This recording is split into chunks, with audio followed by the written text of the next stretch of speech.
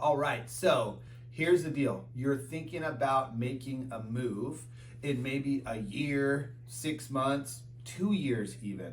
I think the question becomes, what do I do and when do I do it and who do I need in order to accomplish all of these things?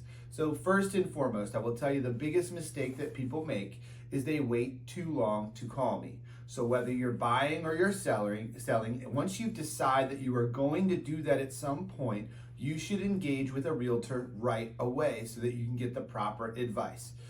It's kind of like you being like, hey, I've decided I want to go ahead and take on this big class action lawsuit, and I'm going to do it in 6 months, and I'm going to go ahead and think about it for the next 6 months, and then when I'm right about to do it, then I'll hire the attorney. That doesn't really make much sense, right? So you've got to make sure that you engage with a realtor right away to get the proper advice of what you need to do, whether you're buying or you're selling. Now let's talk about what some of those things are and what resources you need. If you're looking to sell, odds are you're going to need to do some improvements. You're going to need a landscaper. You're going to need a painter. You're going to need a house cleaner, potentially, just to do a real good deep clean on the house. You may need to declutter some items. You may need a dumpster service. Again, once you engage with a realtor, we have all of those resources. So if you reach out to me, then we'll be able to provide you with all the resources necessary to take care of those things as far as selling your home is concerned, and give you the advice of what to do and what not to do. By the way, it's not as simple as jumping on camera and saying,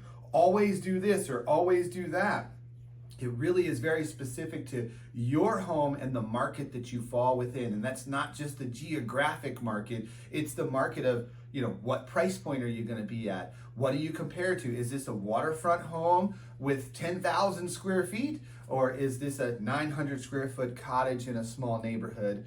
Those comps are going to be very different, and that's going to dictate what you should or should not do in order to list your home. On the buy side, it's kind of the same thing. Now you don't have a house to prepare, but you do have finances that you need to prepare.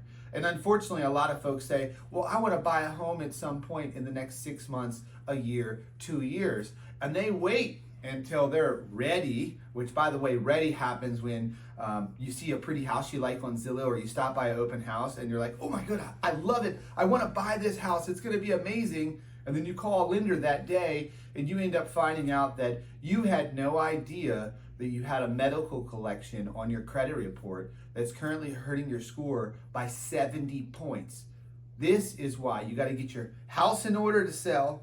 You got to get your finances in order to buy. So same thing on the buy side. You want to engage with a realtor and a lender. Now, the lender is probably more important on the front end, but I want to say the realtor too, because part of the thing is you may want to do something that isn't possible. I mean, I deal with that a lot. People come to me like, hey, I'm ready to move up and get my next house.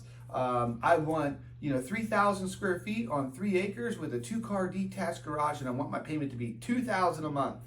It's like, that payment is probably $4,000 to $5,000 a month.